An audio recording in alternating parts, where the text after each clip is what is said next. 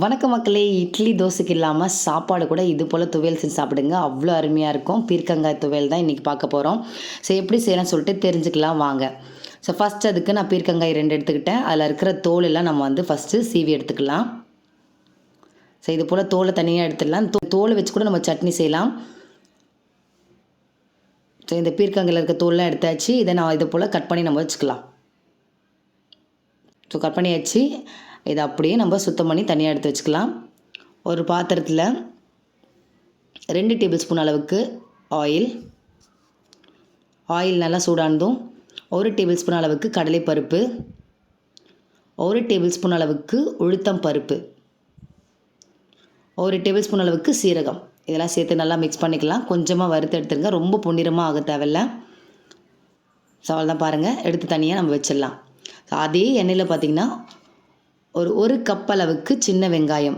So வெங்காயம் ரொம்ப எப்போதுமே டேஸ்ட் கொடுக்கும், எப்போதுமே ஹெல்த்துக்கு ரொம்ப நல்லதுங்க. ஸோ அதையும் சேர்த்து இதில் 5 பல் பூண்டு, 3 பச்சை மிளகாய், இதெல்லாம் சேர்த்து நல்லா மிக்ஸ் பண்ணிக்கலாம். மிக்ஸ் பண்ணிவிட்டு ஆல்ரெடி நம்ம சுத்தம் பண்ணி வச்சுருந்த அந்த பீர்க்கங்காயும் இதில் ஆட் பண்ணிக்கலாம். ஆட் பண்ணி நல்லா மிக்ஸ் பண்ணிக்கலாம். 1/4 டேபிள் ஸ்பூன் அளவுக்கு மஞ்சள் தூள், 1/2 டேபிள் ஸ்பூன் அளவுக்கு உப்பு, 1/2 கைப்பிடி அளவுக்கு கொத்தமல்லி வந்து ஆட் பண்ணிக்கலாம். ஆட் பண்ணி நல்லா மிக்ஸ் பண்ணிக்கலாம். நல்லா வதங்கணும். ஸோ இதை வதக்கும் போது அது ஃபுல்லாக அங்கே மாறிடும், நல்லா வேக ஆரம்பிச்சிடும். நீங்கள் தண்ணி எதுவுமே இதில் ஆட் பண்ணவே தேவையில்லை. ஸோ இங்கே பாருங்கள், நல்லா மிக்ஸ் பண்ணியாச்சு. பீர்க்கங்காவும் பார்த்திங்கன்னா நல்லா வெந்துடுச்சு. ஸோ இது 3 to 5 மினிட்ஸில் நல்லா குக் ஆகிடும். இங்கே பாருங்கள், நல்லா மாறிடுச்சு. இது நல்லா சூடாகினதும் நம்ம மிக்ஸ் ஜாரில் போட்டு அரைச்சிக்கலாம். ஸோ ஒரு மிக்ஸி ஜார் எடுத்தாச்சு. ஆல்ரெடி நம்ம வதக்கி வச்சுருந்த அந்த கடலைப்பருப்பு, உளுத்தம் பருப்பு இதில் சேர்த்துக்கலாம். பீர்க்கங்காயும் இதில் வந்து ஆட் பண்ணிக்கலாம்.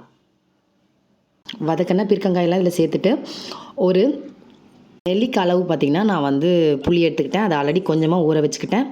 ஸோ அதையும் இதில் சேர்த்து ஆட் பண்ணலாம். ஸோ அப்போ தான் ரொம்ப டேஸ்ட்டாக இருக்குங்க. ஆட் பண்ணி அரைச்சி வச்சுக்கலாம். இங்கே பாருங்கள், நல்லா அரைச்சாச்சு. அதே தவாவில் 1 டேபிள் ஸ்பூன் அளவுக்கு எண்ணெய், 1/4 டேபிள் ஸ்பூன் அளவுக்கு கடுகு, 1/4 டேபிள் ஸ்பூன் அளவுக்கு உளுத்தம் பருப்பு,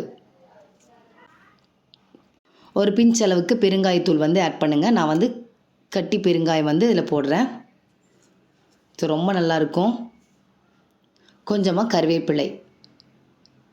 அவ்வளோதாங்க, தாளிப்பு ரெடி ஆயிடுச்சு. கருவேப்பிலை நல்லா பொரிஞ்சதும் அதை எடுத்து நம்ம வச்சுருந்து அந்த துவையில் வந்து ஆட் பண்ணிக்கலாம். ஸோ அவள் தான் ரெடி ஆயிடுச்சு. ரொம்ப ரொம்ப டேஸ்ட்டான பீர்க்கங்காய் துவையல் உங்கள் வீட்டில் நீங்கள் செஞ்சு பாருங்கள். பிடிச்சிருந்தா லைக் பண்ணுங்கள், ஷேர் பண்ணுங்கள். தேங்க்யூ.